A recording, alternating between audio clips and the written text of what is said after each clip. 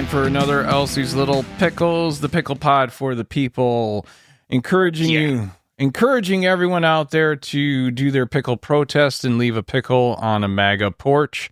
Take a picture of it, send it to Elsie's Little Pickles at gmail.com. It is the simplest form of protest. It is also one that can't get anyone in trouble or make anyone upset.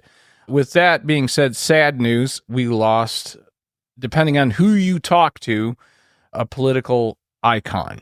Jimmy Carter passed away. President Peanut. President Peanut is no longer. But it does need to be said that as far as presidents go, there's a lot of people who thought he was not a great president on both sides. However, okay, I have an opinion on that. Okay. I would like to put this forward. So when I was in AP US government in 11th grade in high school, yeah, we talked about Jimmy Carter. Okay. And as you should. Yeah, my teacher, Mr. Kopesha, he never really indicated one way or another, like what his personal politics were. Mm-hmm. We kind of all had our beliefs that he was kind of a Romney Republican. Mm-hmm. But even he was honest enough to point out that people only disliked Jimmy Carter because he said very plainly, hey guys, so we're kind of in a really bad spot right now, and everyone's going to have to kind of tighten the belt. Yeah, and he did it himself. So this was a guy who installed solar panels back in, the 70s onto the White House, which immediately were ripped off by Reagan. God damn it, Reagan. But he installed solar panels. He turned the heat down in the entire White House to, I believe it was 68 degrees. And he turned, if I'm not mistaken, it might have even been less than that. It might have been 65 in his residence in the White House. But it was at least 68 degrees. And he One of the most environmental presidents. Very much so. And very ahead of his time in that sense. Yeah. And fuck Nixon, but he followed right in Nixon's footsteps as far as the environment goes. Exactly. People don't realize this. The idea of being environmentally conscious actually started with a Republican. Ooh, but that's inconvenient. Oh, that stings a little bit. And before I forget, because I don't want people to be confused, and we kind of just jumped into Jimmy. Unfortunately, and fortunately, we don't have Kiefer here. Fortunately, I have Colton here, but Kiefer is getting his brain implant from Elon so that he can control his RV with his brain. So I don't know if that's going to work out or not. Either way, you're stuck with me. Well, there was talk. I mean, he mentioned if that doesn't work out, he's just going to have his brain put into the RV, and he's going to live vicariously through his RV from now on. Kiefer, in fact, identifies as an RV. He does identify as an RV. See, we can poke fun at liberals too, you stupid bitches. Lib cucks. So back to Carter for a little bit. I don't think you can say whatever you want to say about his actual presidency, for good or for bad. I think that he actually did far more than he got credit for, and he deserves more credit than what he got. However, you cannot, under any circumstance, I don't think, find any other ex-president who has donated more time to a particular project or passion project than he has. And that, for him, was Habitat for Humanity. Mm-hmm. And in doing so, he actually got out there, him and Rosalind Carter, they were hammer in hand putting together houses for low-income people all over the country. You cannot argue the generosity of the man's heart. You cannot argue the service that he gave this country. Here's what a lot of people don't know. He grew a mean peanut. Not only did he grow a mean peanut, okay, and obviously you had Billy Carter with Billy Bear, and that was a problem for him. But that all being said, what people don't realize is that he was in the military and actually went, if I've got the story straight, and I have to go back and double check to make sure I'm correct on this, but there was some sort of nuclear weapon or submarine or some shit. Anyways, something nuclear had gone sideways, and he was the soldier that got sent in to fix it, and he did, and risked his life right out of the gate there. Then he got out of the military, got into politics, kind of under the radar, to be honest with you, because he was a Southern Democrat, which at that time was definitively not popular. Yeah, but he was trying to go for the LBJ kind of deal, but then it like a decade too late. Yeah, well, let me get back to the military thing. That was heroic. So he was absolutely an American hero. Forget anything else except for that. He was an American hero for that alone. Another thing people don't realize is that Jimmy Carter was one of the few presidents, although I got to give it to Reagan too. And we don't have to give anything to Reagan. Well, no, here's the reason. When it came to UAPs or UFOs, as they were known at the time, Jimmy Carter was very, very fascinated with that because he had experienced a sighting that he could not explain. Same as Reagan had experienced a sighting that couldn't be explained. Now, here's the difference. And I don't know when they started, like, basically keeping presidents in the dark for plausible deniability is what I've always assumed when it came to UAP, UFO. However, to be fair, Obama did joke about on whatever late night show. Yeah, no, Obama joked about it, but I'm talking about like seriously trying to get answers on it. And the only ones that I know that stood up, especially at a time when it was very, very suspect. Tinfoil hat. Yeah, very tinfoil hat. And no one, because it had been shut down so many times by the government at that point, that he was kind of a trailblazer in the sense of he had the courage to speak up and say, look, this happened. I witnessed it. I want to know. Reagan witnessed it, had an experience as well, and said the same thing. Now, what he got versus what Carter got, I don't think were the same thing, because there are rumors, and I don't know if these are true or not, but there are rumors that Carter was actually read in on it, on the whole like UFO circumstance and so on and so forth. And in the course of him being read in on it, and again, this is something I cannot prove. I'm just repeating a story about Carter that I heard about him that always stuck with me and always made me admire him. But he actually started crying when they broke the news to him about what was up. Ask me why. Why, Steve? Because I'm glad you asked, Colton. Thank you. Such an easy setup. Fucking Kiefer doesn't get those setups. Give him a complicated setup and he catches it. Give him an easy setup. I don't know.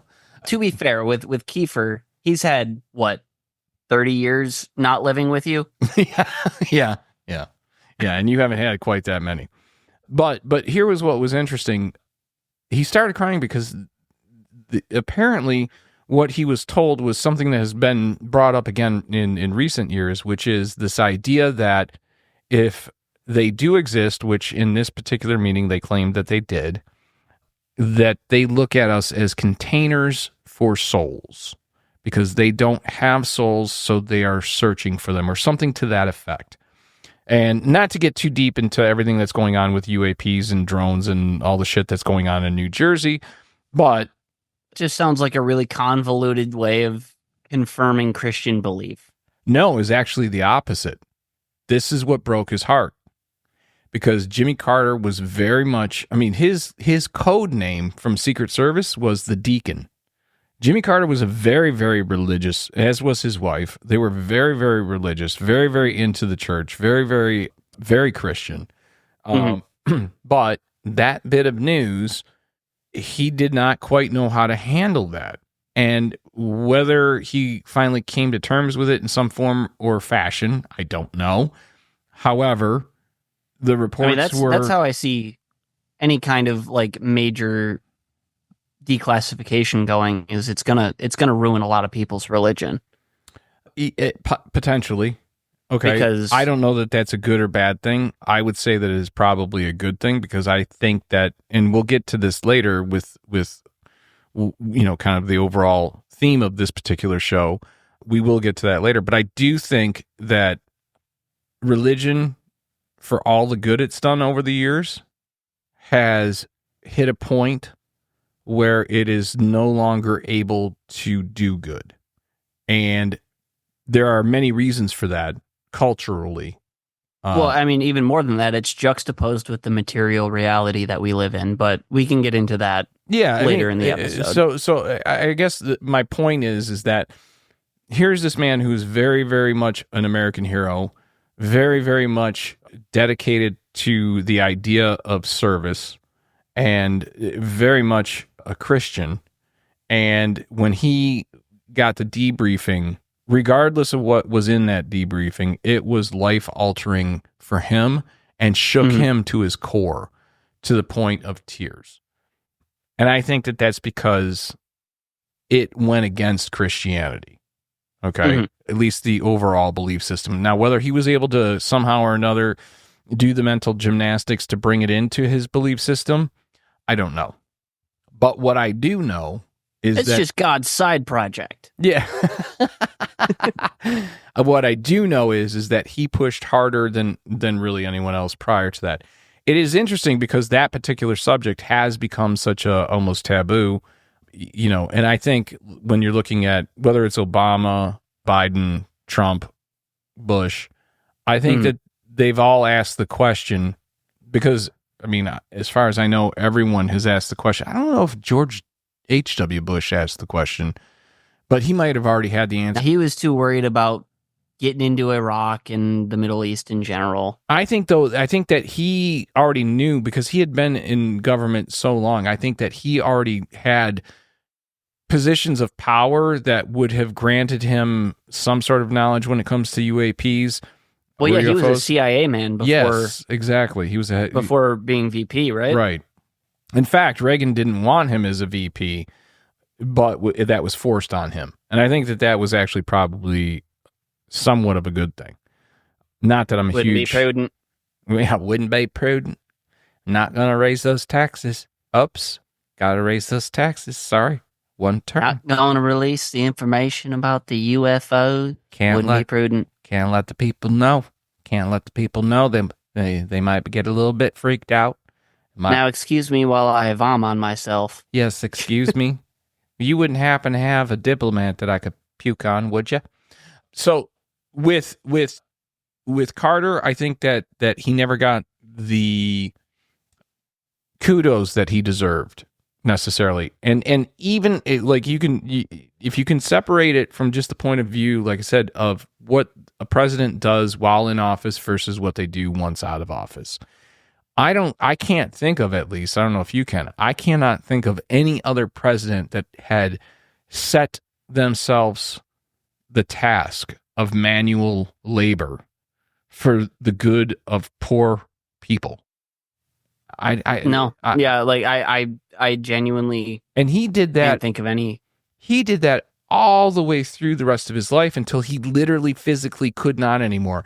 Like, this is a dude who fell off of a ladder, if I'm not mistaken, had to get stitches, had a black eye, and then went back to the work site. That's what we're talking about. And he was in his late 80s, maybe even early 90s when that happened.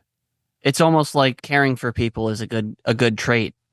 Oh, you think? Caring for people in need might be a good trait. Well, I mean, it's one of those things where, you look at what the world needs, and that's not necessarily profitable or glamorous. You look at what people want, right? Mm-hmm. Especially when they're coming out of a position of power, you see a lot of cash grabbing. I would say the same, and I'm not just saying that about Republicans. I'm saying that specifically about Democrats, because if you look at what fucking Clinton is worth, the same coin. Yeah, I mean, if you look at what Clinton was worth when he went into office versus what he's worth out of office, it's ridiculous. Same with Obama. Obama still had fucking student loans going into office that he either had just paid off or was just about to pay off. So, I mean, Yeah. but now, It's two sides of the same coin with Republicans and Democrats. They're both awful people. I guess you can find examples on either side of good people, and Carter would be one of them.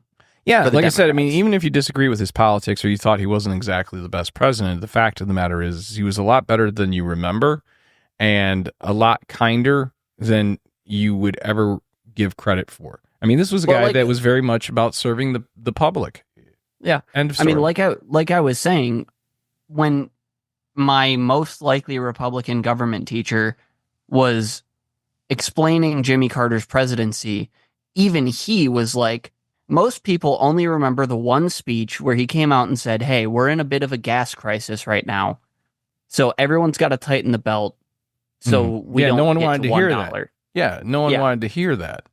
Yeah, because we were still riding the high of the post-war, we're the best, rah rah USA. Yeah, and then when we had the oil crunch and the crisis during that period of time, not to mention there was a lot of economic difficulties that went on during that period of time, I would say that a lot of them were a recession in the 70s. Yeah. Well, not just that, but I remember like 18.5% interest rates on mortgages. Now, maybe I'm misremembering that, but because I was a child when I heard it, but I do remember my dad, your grandfather, going, I can't believe I was able to get 18.5%. Like he was happy about that because there were people that were paying 25% on their mortgages and shit like that, or something ridiculous. Mm-hmm. It was something stupid. Anyway, moving on. What else we got? Yeah, so Biden came out with the hottest of hot takes and regrets pulling out of the 2024 race, according to the Washington Post. Now, everyone that has been following the 2024 election, which I hope is everyone, should know that it was fairly close when you look at the numbers, between Kamala and Trump. We're down to under 1.4%. So it was like 170,000 votes, wasn't it? Yeah, we're down to 1.4% difference between Kamala and Trump on the popular vote. Now, okay, so that does not necessarily mean, you can win the popular vote and still lose. That happened to Hillary Clinton. That's happened before. That can absolutely happen because we have this really fucking stupid thing called the Electoral College. Which at some point did have a justification. I just don't think that it's like I was a big defender. I don't think it's had a justification since 1900, quite honestly. Well, you might be right there, okay? I mean, because you're obviously a lot more plugged into political science than even I am. However, there was a period in time where I would have defended the Electoral College because I do think that there is, obviously when you have Rhode Island versus California, there's just not the population there. Would their voices be heard? Would their votes really matter? So I do see it from that point of view. Right. However, we have a Senate for that, and that's it, and that's where it's come. For anyone that is outside of the U.S. and maybe isn't entirely up to speed with the political system of the U.S., we have a House of Representatives, which is proportionate to population. Then we also have a Senate in which each state gets exactly 2 senators for a total of 100. Senior and a junior. Yeah. So that was when those were created. That was the equalizing force between small states and big states, right? That was supposed to be the equalizing force between New York and Rhode Island, or in a more modern context, maybe Rhode Island and Texas, right? The Electoral College was also supposed to be an equalizing force.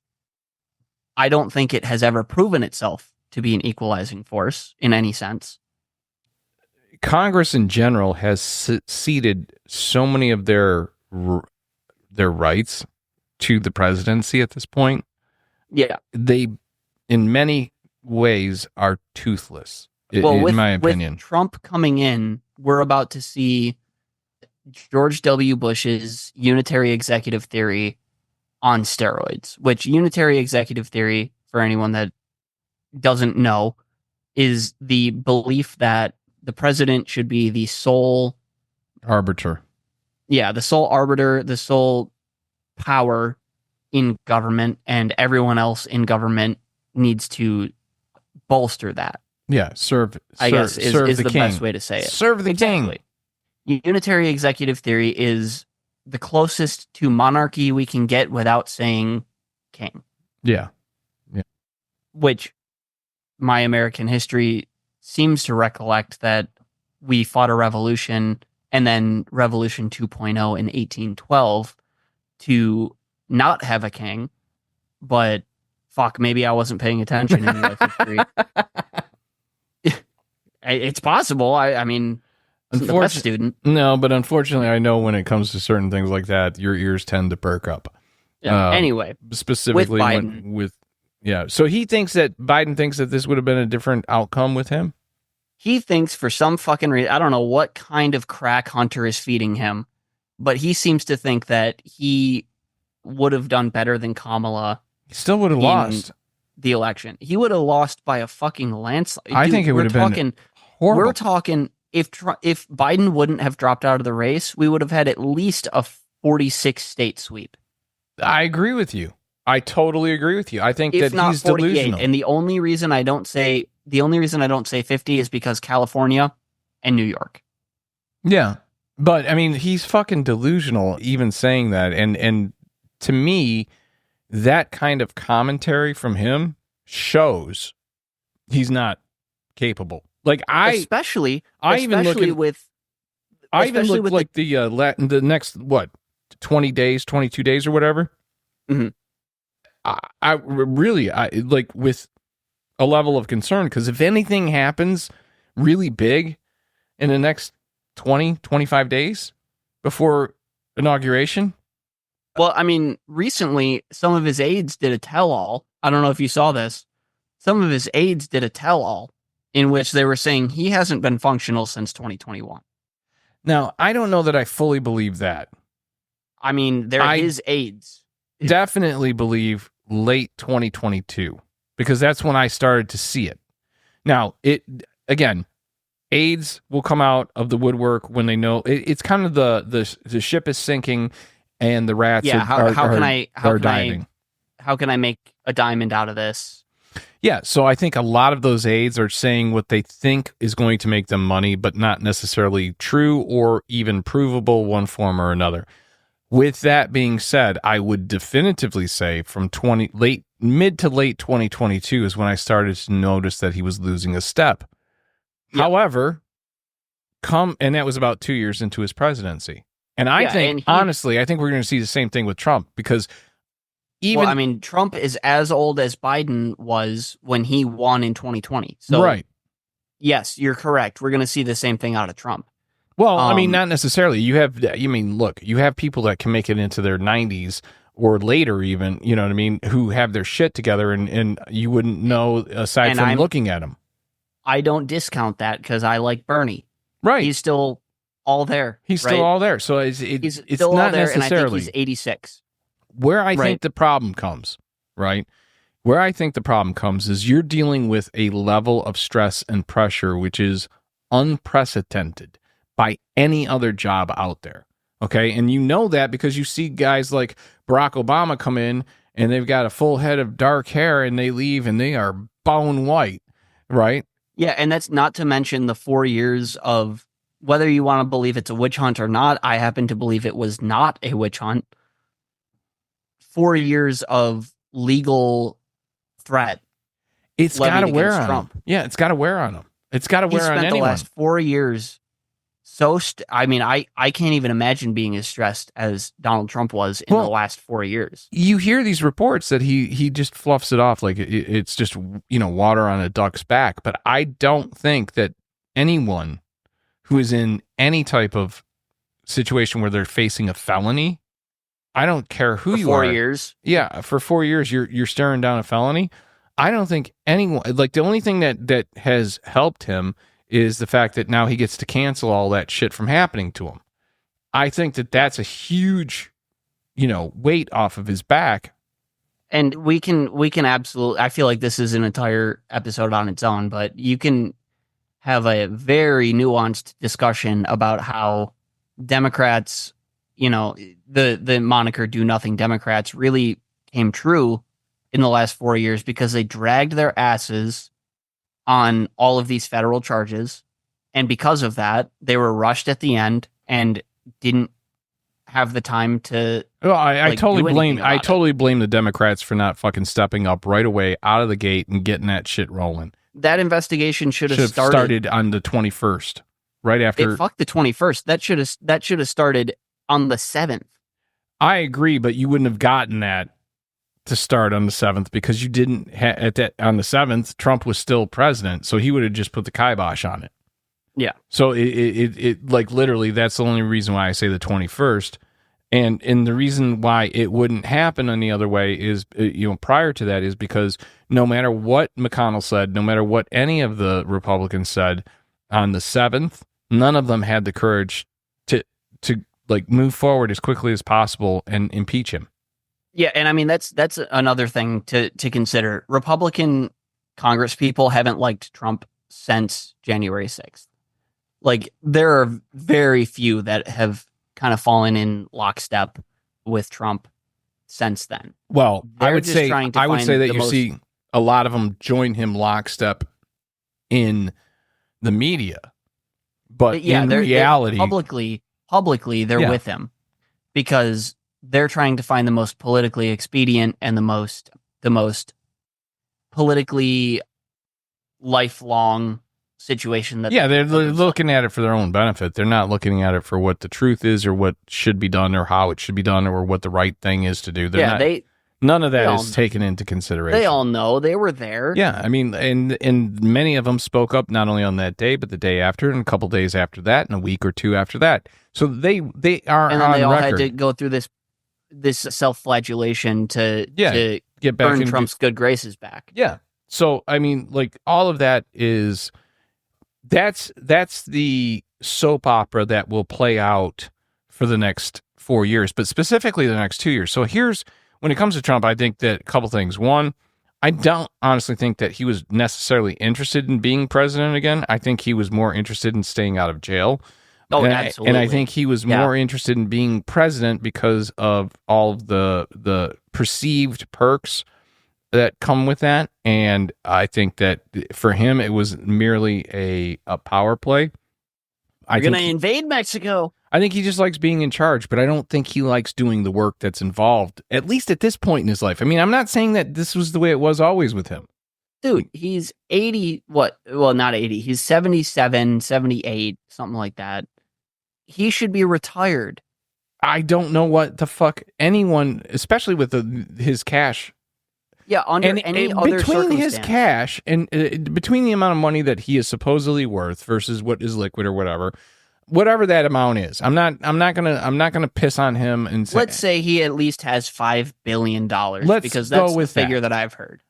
Honestly, let's just go with the $1 billion. That's all you need. He's $1 billion around another 10, 12 years. Yeah, it's good. $1 billion is going to last you a while, right? But let's just assume that keeping in mind, you would have to earn, I think, if I'm remembering correctly, it's something like $5,000 an hour since Jesus Christ died. Something like that. To have $1 billion. To have the net worth of, a Jeff Bezos, right? So my understanding is, and I could be wrong on this, if you earned $1, fuck was it, $1 a minute or $1 a second, it's like 11 minutes and you're a millionaire. If you earned $1 a second, it would take you 31 years to be a billionaire. Yeah. It's something ridiculous like that. Yeah, the one that I've heard is if you were to count to 1 million, it would take you 11 days. If you were to count to 1 billion, it would take you 31 years. Something. Regardless, it's ridiculous. And they're like at that age and with his love of golf, what the fuck are you doing? Why are you doing this? Yeah, what is he spending on? Yeah, I mean, like, why? Why do you even want this? Like, if there were no court cases at all, Do you think he would have run? I think he would have, just because his ego was bruised. Well, So- yeah, I mean, he taking away all of, January 6th and any kind of legal action against him for that, or the election interference in Georgia, so on and so forth. Mhm. I think he's tired.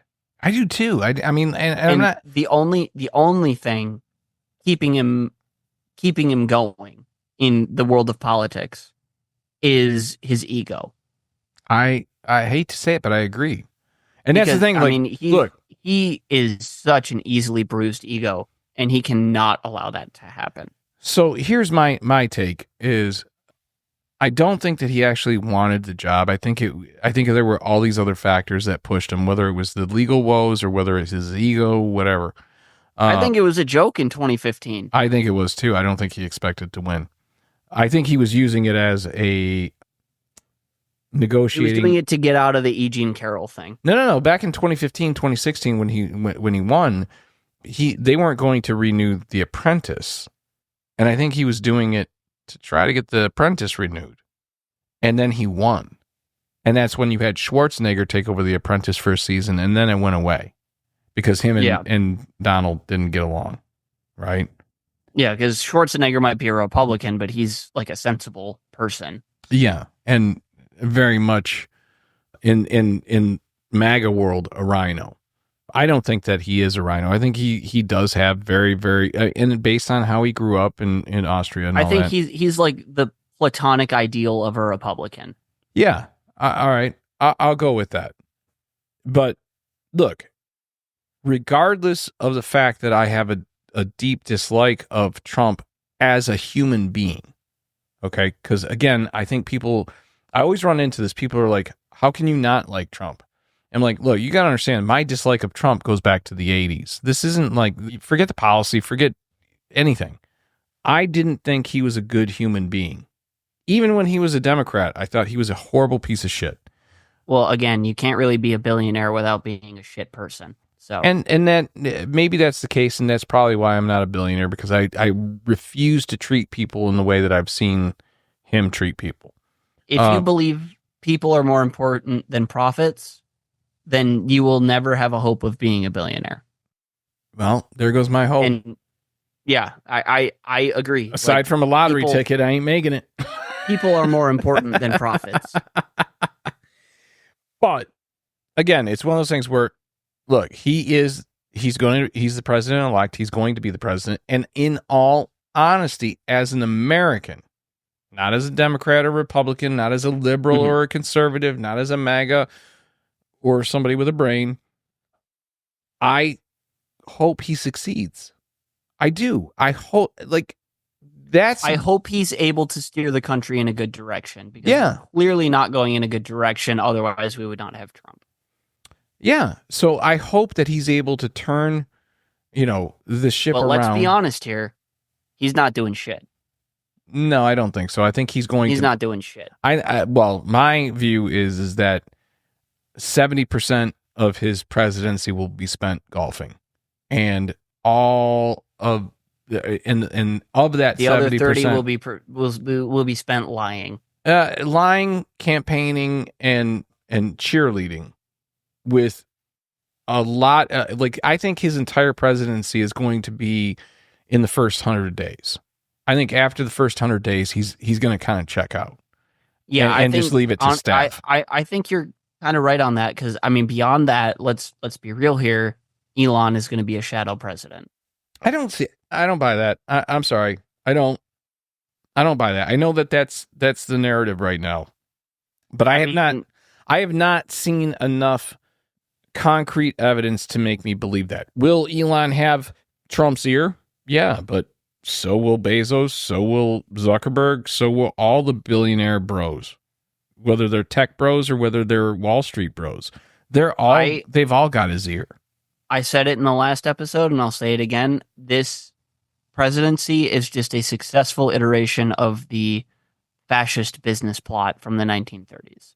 I don't disagree with you, but I don't think that here, you got to remember that if you don't know how to approach Trump, and make it to where he can present it as if it was his idea, which Elon cannot do. Elon's ego's too big. So at some point, Elon... Well, I mean, he's also a fascist, so yeah, they tend to have pretty big egos. Yeah, the huge ego. All right, and so with Elon, I just don't think he's used to being told no, and I don't think that he's used to not having the limelight on him. Ooh, I'm a self-made billionaire. All I had was my father's diamond mine with slave labor. Again, I'm not here to piss on Elon. I'm not here to piss on Trump. But what I will do, I'm here to piss on them both. I will say that at the end of it, I do hope that whether I agree with the policies or I disagree with the policies, that at the end of it, the country's in a better place. And there's just no fucking way that Biden was going to win. There was no. No, I mean, that's a delusional old man saying that. Yeah, no, while I understand where you're coming from with the aides might just be trying to find some kind of post-Biden. This is where the cash-in starts. Yeah, while I agree with you to an extent on that. It's the speaking tours, it's the book deals, it's all that. I do not in any sense discount the fact that he has been just being Weekend at Bernie's, like for the majority, even if we just say a day past half of his term. Mm-hmm. Like he's been Weekend at Bernie's this entire time, right? Well, whether you want to say it's 2 years or 3 years, whatever, doesn't matter. In 2020, he was with it enough to win, clearly, but I don't think he made it much past that.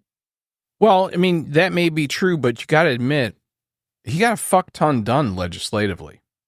It was, for having. I'll always give him credit. He's been one of the most labor focused presidents we've ever had. Yeah, he's been great on labor. And right? I mean, look, you got the CHIPS Act, you've got the Inflation Reduction Act, you've got him bringing down the price of prescription drugs.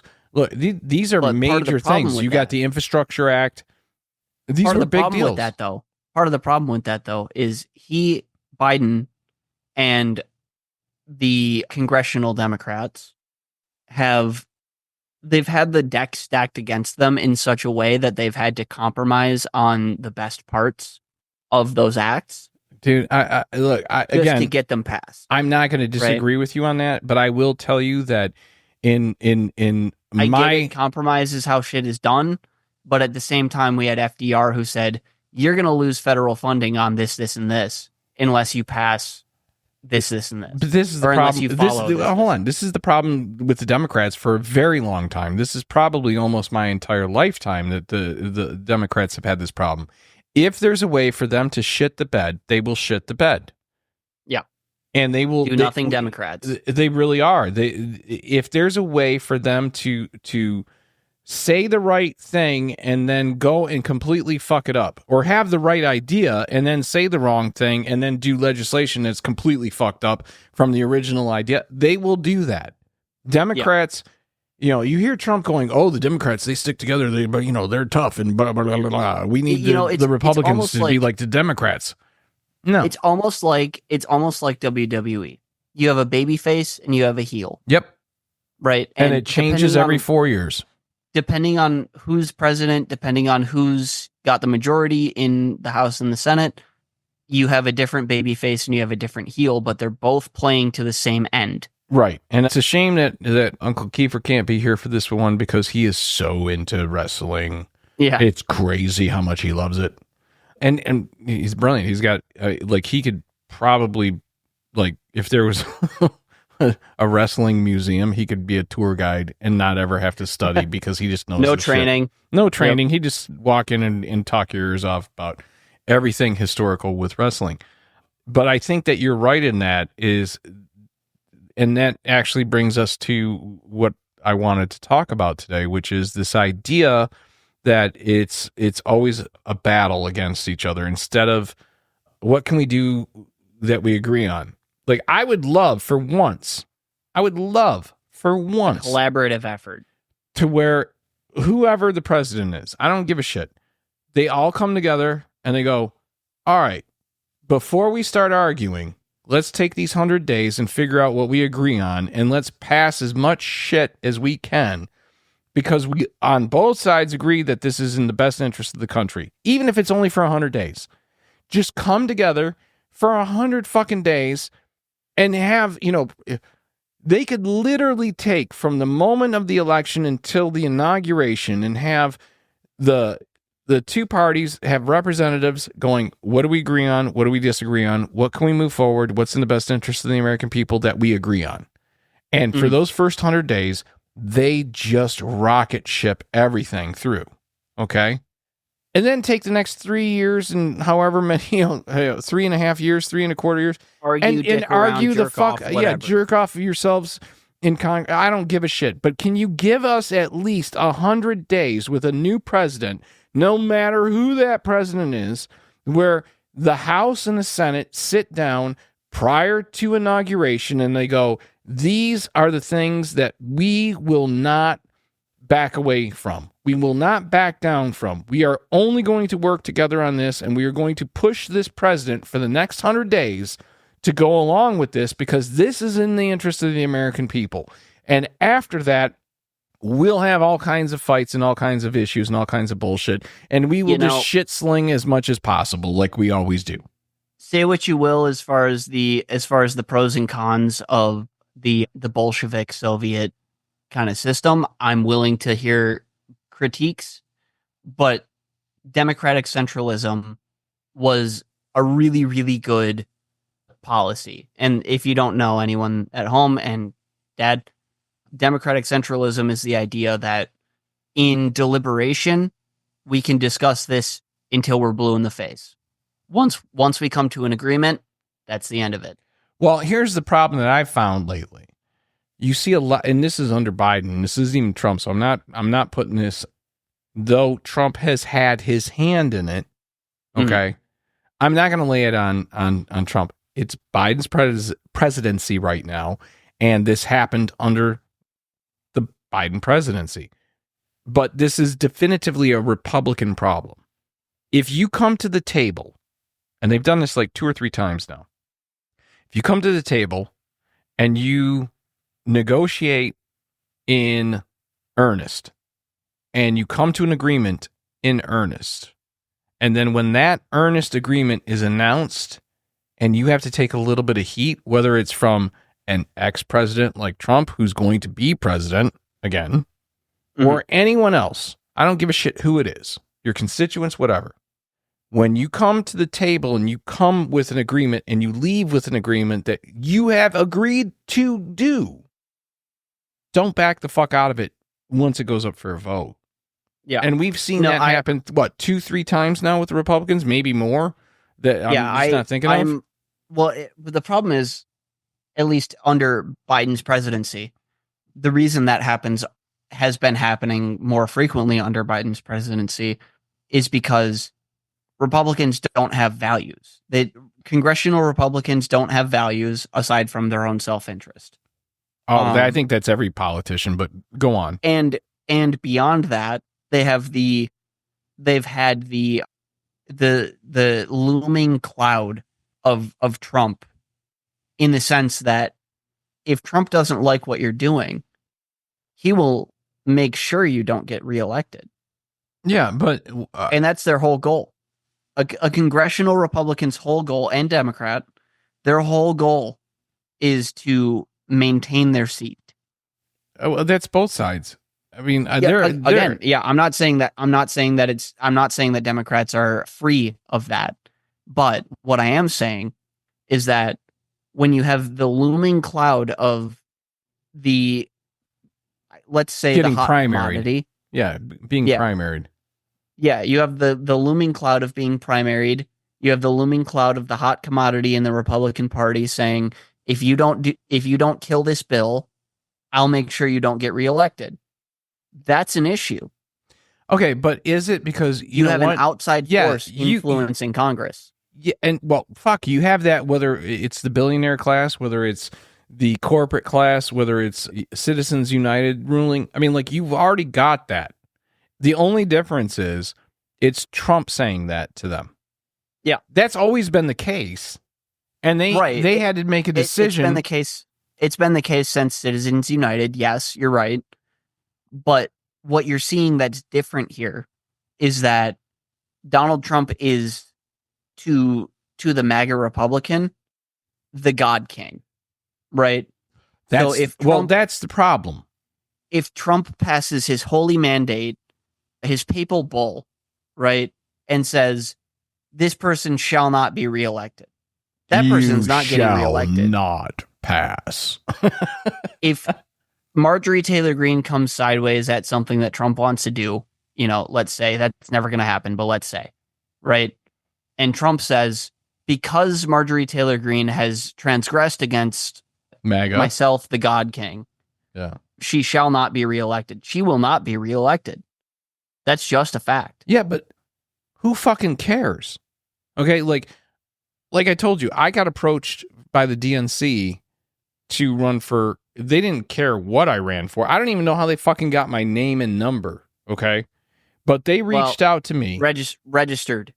Well, registered no, voter. It wasn't just being a registered voter. It couldn't have been, because the way that they were talking to me was as if they knew a lot more about my politics than Dude, I had.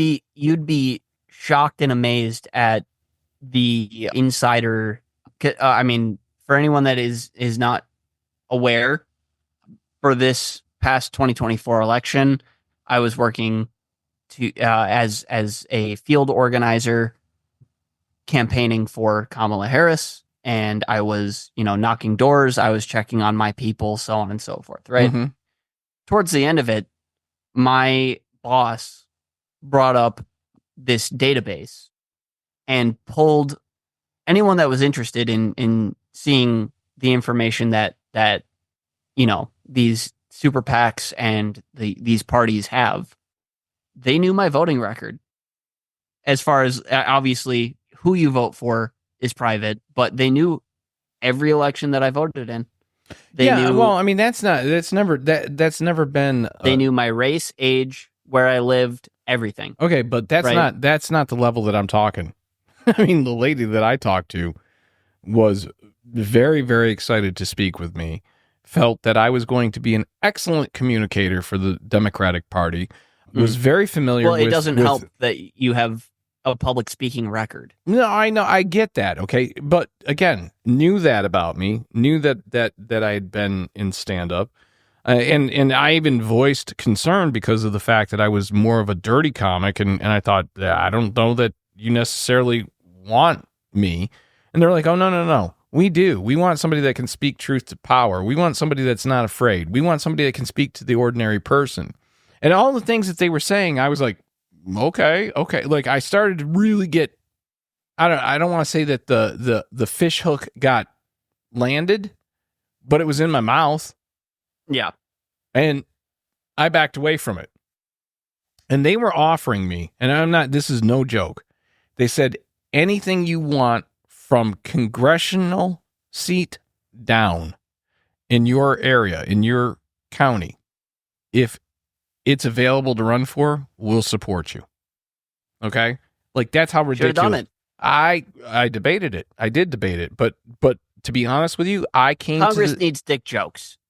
Yeah, they do. They definitely do. Congress needs dick jokes. I did debate it. I did debate the idea, but I guess at the end of the day, I realized, for me personally, putting myself out there like that was not something I wanted to expose you or any of our family to, because of the idea that they get so dirty.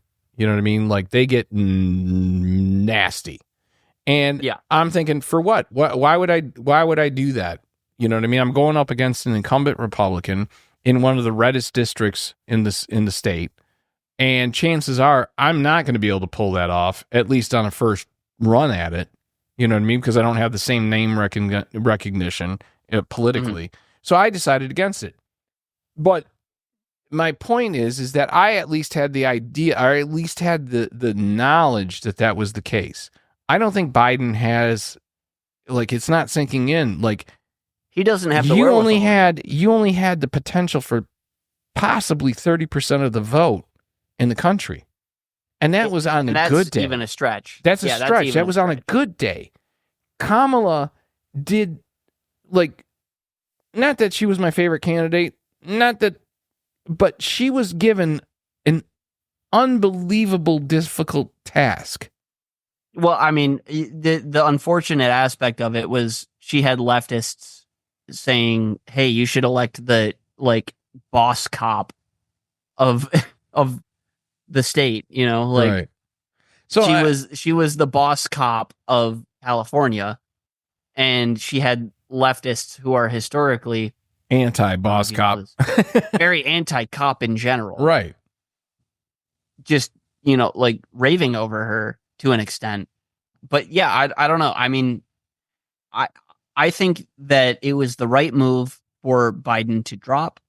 I think it was probably not the right move for Kamala to be put in without a Democratic primary. But at the same time, they only left themselves 120 days to. And that's the point. Is you know what? A campaign. This is where I say fuck you to Biden. Okay. Yeah, he should have stuck to his word and been a one-term president. He should have stuck to his word. B, everyone, including Jill Biden, in early 2023, if not before, should have said, "Hey, Joey, you got some health issues. Joey, my boy, you can't do this. You've done enough. It's time to pass the torch." Yeah. Whatever kind way they could get him to understand that you're not connecting words well anymore. You're spacing out. You got sundowners. You're not, this isn't working. And it's not fair to you or the country to try to keep pushing you forward in this position. That should have happened in 2022, late 2022, early 2023. Fuck fair to Biden. It's not fair to the country. Because now, guess what? Because of how short of a campaign Kamala had, and with the DNC skipping over a primary because they had to, because they were only given 120 days, something like that. Yeah. Because of all of these events, because Biden did not stick to his word, we are marching our way into a fascist oligarchy. Well, again, I would have to agree with you. I'm not even getting into the fact that that's not even talking about the fact that Trump won the popular vote, right?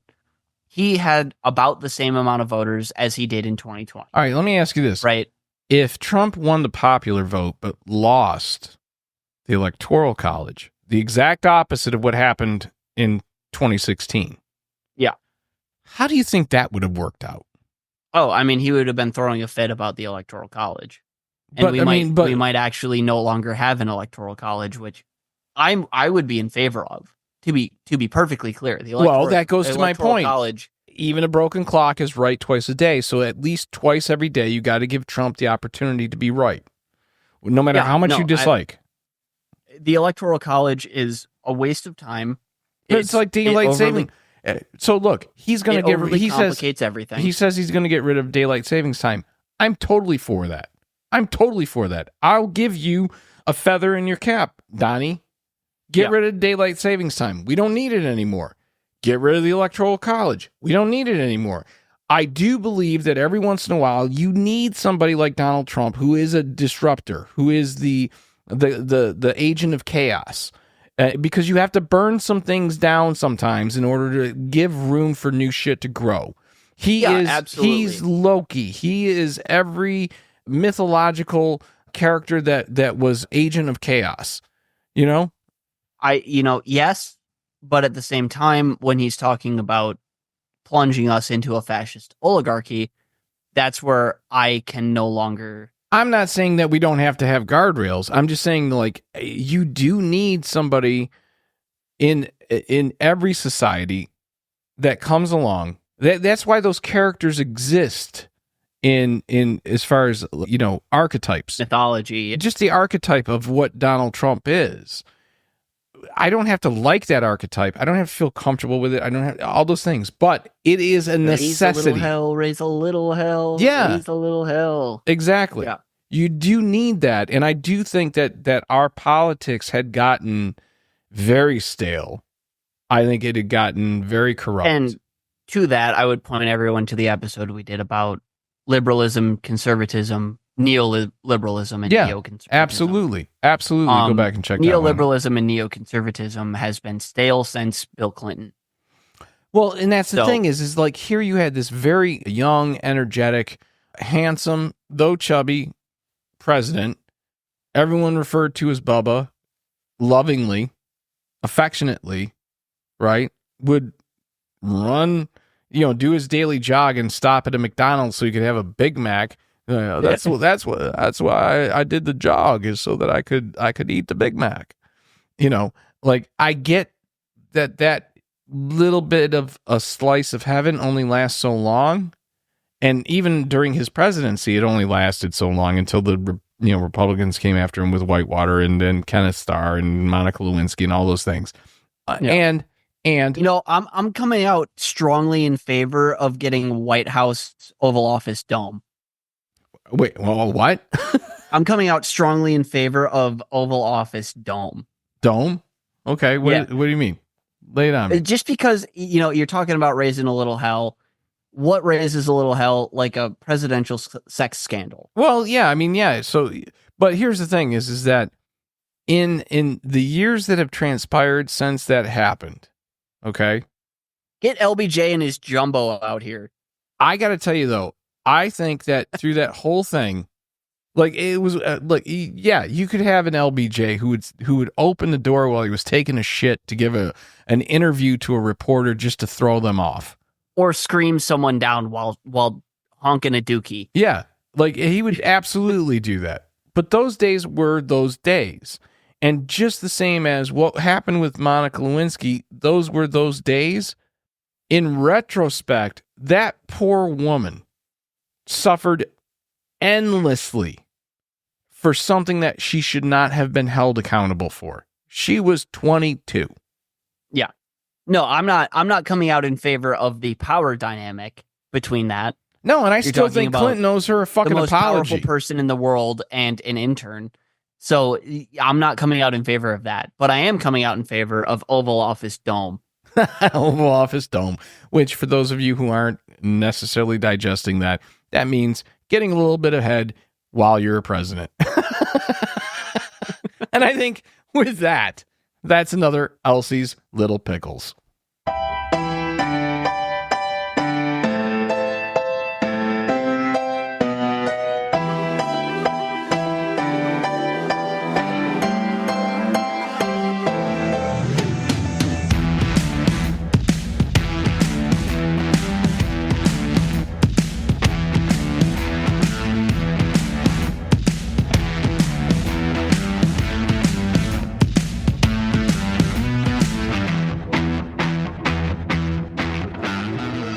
Happy New Year's, motherfuckers.